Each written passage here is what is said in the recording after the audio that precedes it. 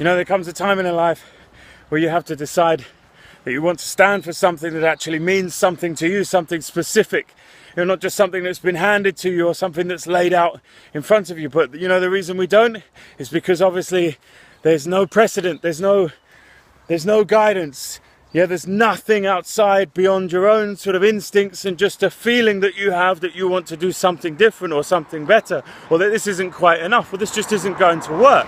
This just isn't going to keep you happy. This just isn't going to sustain you emotionally and mentally as an idea as 5 or 10 or 15 or 20 years pass, you know, and you discover that, you know, the initial thrill of, you know, the excitement of the novelty has worn off, you know, because, you know, life is a long game and you need to be absolutely committed to it. If it's a lifelong career, if it's a job, if it's going to keep you on the front foot and excited and feeling like you're doing something that actually matters, that means something to you, it's got to come from within. It's got to come from you.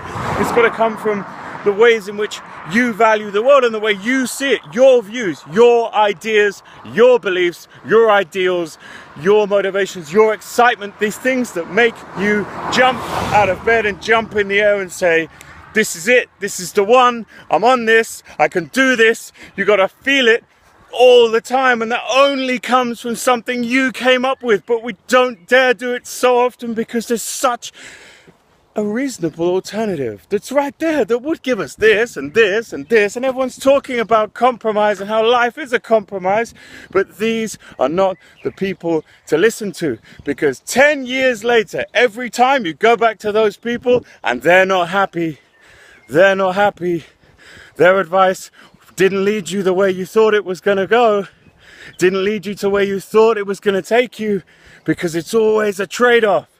It's always a trade-off of you and who you are and what you actually want, because you've borrowed it from somebody else. That way it will never fulfill you and satisfy you and make you excited or make you feel wild with courage and engagement and wonder and you know, thrill. It just doesn't work because it came from someone else, somewhere else, that wasn't born in the fires of your instinct and your passion and your persona.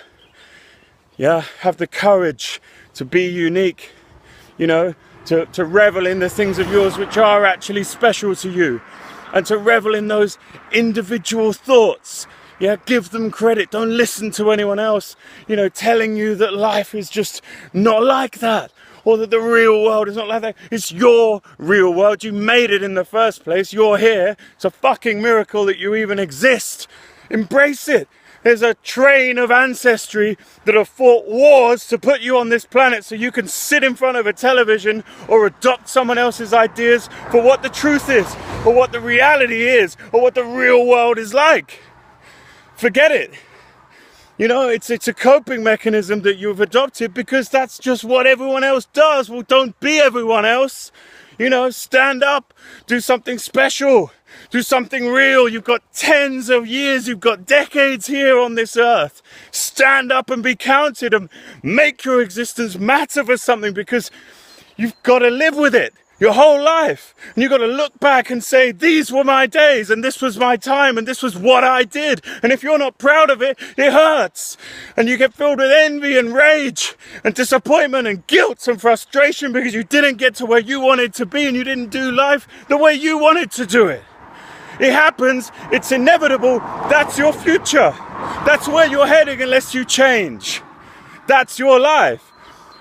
You need to accept that, embrace it, and say, I have to do something differently in order to avoid that. I have to do something from my own basis and my own reasonings and my own ideals in order to avoid that inevitable eventuality. You need to accept that envy, self-loathing, and hatred are your destiny unless you came up with the ideas. Yeah, there's no escaping it. It's not like you've got some other mystical third route along where you get to achieve nothing with your life and not hate everyone else who did. That's the future. That's your reality. That's where you're heading. Accept it and change it now. Do something special. It's never too late. It's never too late. Today is a new day. Get up, stand up, be strong, and do something special with it. And keep it up, because it's yours and it's your life. And you love it. Take care.